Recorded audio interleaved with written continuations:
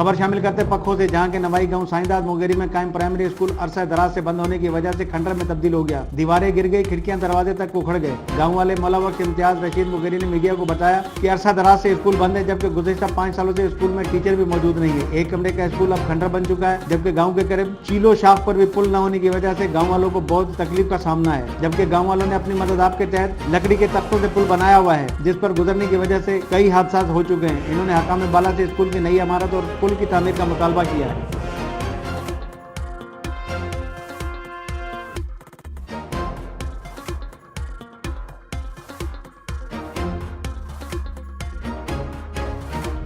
मजीद खबरों और अपडेट्स के लिए देखते रहिए हमारा YouTube चैनल HRJDO न्यूज़।